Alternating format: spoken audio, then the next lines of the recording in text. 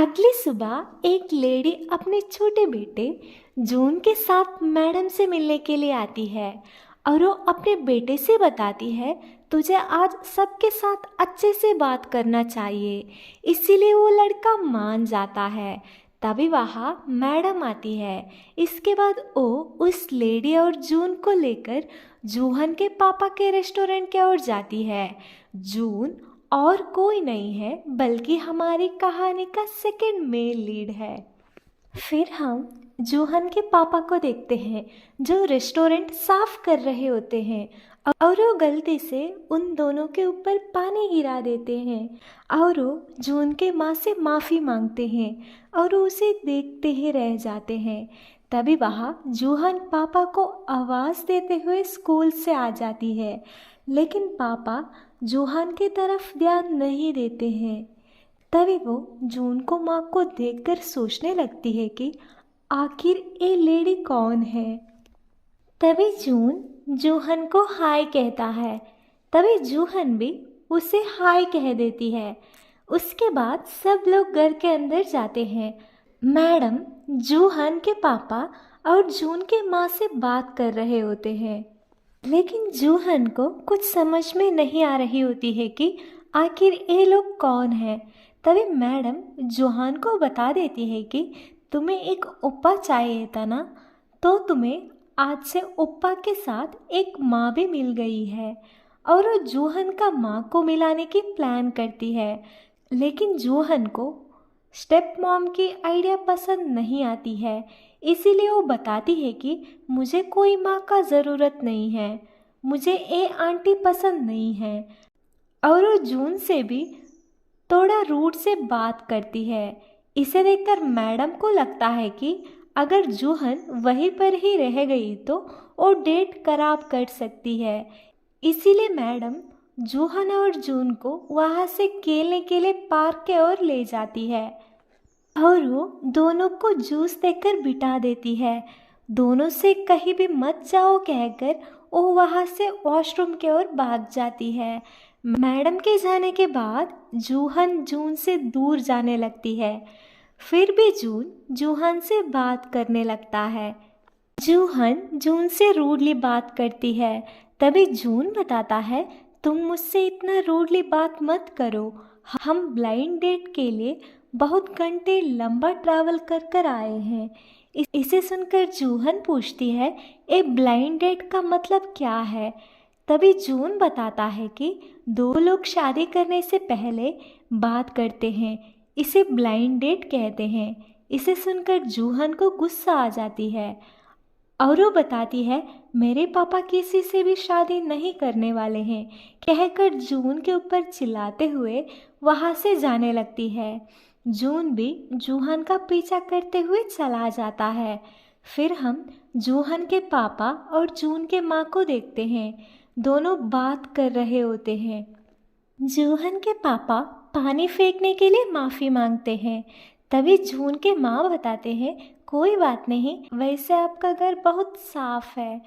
तभी जूहन के पापा बताते हैं, वैसे मैं रेस्टोरेंट भी चलाता हूँ और मेरी बेटी को मेरे हाथ का खाना बहुत पसंद है। तभी जून के माँ बताते हैं, लेकिन मुझे कुकिंग करना नहीं आती है और मैं कभी भी मेरे बेटे को हाथ का खाना बनाकर नहीं दी हूँ।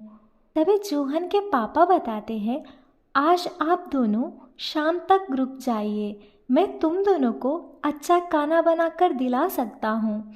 इसके बाद हम जूहन और जून को देखते हैं। जून जूहन का पीछा करते हुए आता है। तभी जूहन जून को डांटते हुए बताती है, तुम मेरे पीछे मत आओ। इस बीच में जूहन सनहा को स्कूल से आते हुए देखती है।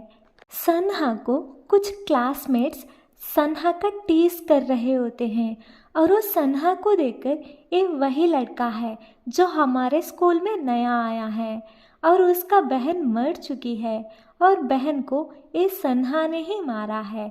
इन सब को सुनकर जूहन को गुस्सा आ जाती है और वो उन दोनों के ऊपर चिल्लाने लगती है। फिर भी वो दोनों सनहा का मजाक उड़ा रहे होते हैं। तभी जूहन मेरे ओप्पा के बारे में ऐसा बात मत करो कहकर उन्हें रोकने के लिए उसे पुश करती है और वो बच्चे भी उन्हें भी पुश कर देते हैं। तभी जून भी जूहन का मदद करने के लिए जाता है और वो दोनों मिलकर उनके अगेंस्ट लड़ने लगते हैं। सनहा भी उन दोनों को लड़ते हुए देखकर उन दोनों से मिलकर लड़ने लगता है।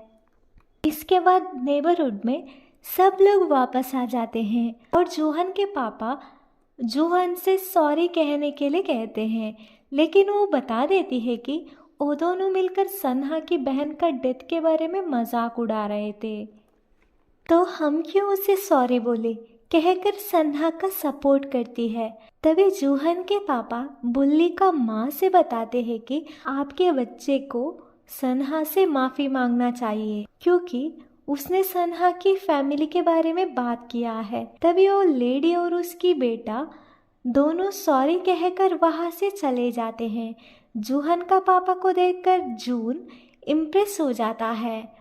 इसके बाद सनहा वहाँ से जाने लगता है। तभी जूहन के पापा उसे रोककर तुम कहाँ जा रहे हो कहकर पूछते हैं। तभी सनहा बताता है अभी मैं घर जा रहा हूँ। तभी जूहन के पापा बताते हैं घर जाने से पहले तुम हमारे घर आ जाओ, मैं तुम लोगों को अच्छा खाना रेडी कर चुका हूँ। इसीलिए सनहा मान जाता है। इसके बाद सभी खाना खाने के लिए बैठ जाते हैं। यहीं पर जून को खाना बहुत पसंद आ जाता है। वो खुशी से खा रहा होता है। उसे देखकर जूहन के पापा उसका प्लेट में खाना डाल देते हैं। इसे देखकर जूहन जून का प्लेट से खाना लेकर सनहा को दे देती है। फिर से जूहन के पापा जून का प्लेट में खाना डालते हैं। उसे भी जूहन ले लेती है। इसके बाद जून का माँ खुद खाना डाल देती है। यहीं पर सब लोग अच्छे से खाना खा रहे होते हैं। खाना खाने के बाद वो दोनों घर जाने के लिए रेडी होते हैं। तभी जूहन के पापा उन दोनों को खाना पैक कर कर देते हैं और वो उन दोनों को बस स्टैंड पर ड्रॉप करने के लिए जाते हैं। जाते वक्त सनहा से मैं उन दोनों को बस स्टैंड तक छोड़ कर आता हूँ, तो तुम जूहन के साथ रहो कहकर जाते हैं।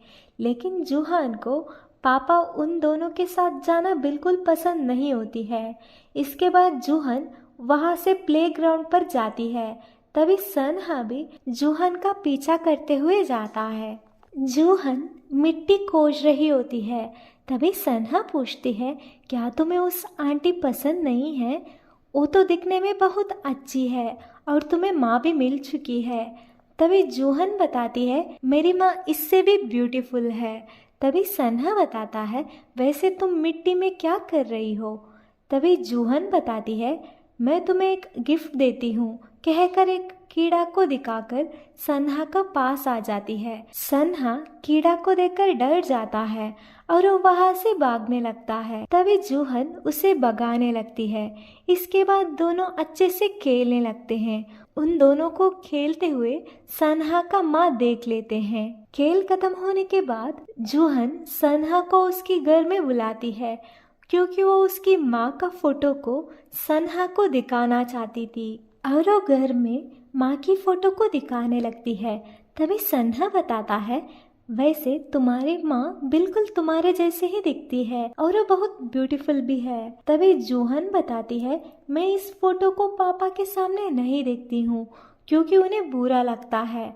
अगर तुम्हें भी बहन की याद आ जाती है तो तुम भी बहन का फोटो को देख लिया करो। इसके बाद हम जूहन का पापा को देखते हैं जो उन दोनों को बस स्टैंड पर छोड़कर वहां से वापस आ जाते हैं। उनके जाने के बाद जून के माँ जून से पूछते हैं तुम्हें उन लोगों से मिलकर कैसा लग रहा है? तभी जून बताता है मुझे तो बहुत अच्छा लग रहा है और वो अंकल बहुत अच्छा खाना बनाते हैं, आप भी उनके जैसे खाना बनाओ।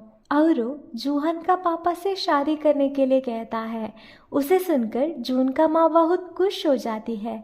इस वक्त जून का माँ को एक कॉल आ जाता है। जब वो कॉल उठाकर बात करती है वो परेशान हो जाती है। इसके बाद हम सनहा को देखते हैं जो उसका घर में जाकर माँ को ढूंढने लगता है, लेकिन माँ सो चुकी होती है। इसके बाद वो घर को साफ कर कर एक बुक को खोलता है। बुक में उसका बहन का फोटो होती है।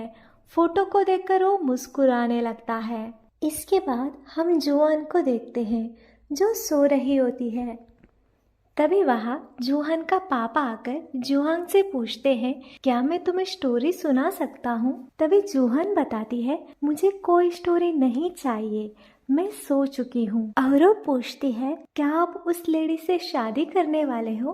तभी जूहान के पापा बताते हैं, अगर तुम्हें वो आंटी पसंद है तो मैं उससे शादी करूँगा, अगर तुम्हें पसंद नहीं है तो मैं नहीं करूँगा। फिर अगले दिन जूहान के पापा रेस्टोरेंट पर काम कर रहे होते हैं। तभी मैडम बताती है, जून के माँ की फ़ोन नंबर चेंज हो चुकी है, पता नहीं ये ब्लाइंड डेट के वजह से नहीं हो सकता है, उससे और कोई प्रॉब्लम होगा, इसीलिए वो ऐसा कर रही है। इसके बाद हम जून और जून का माँ को देखते हैं। जून के माँ जून से बताते हैं, मुझे कुछ इमरजेंसी काम है तो मैं काम खत्म करने के बाद तुम्हें ज़रूर लेकर जाने के लिए आ जाऊंगी। कहकर जून को उसकी बेस्ट फ्रेंड के पास छोड़कर वहाँ से रोते हुए चली जाती है। जून भी उसकी माँ को जाते हुए देखकर जोर से रोने लगता है।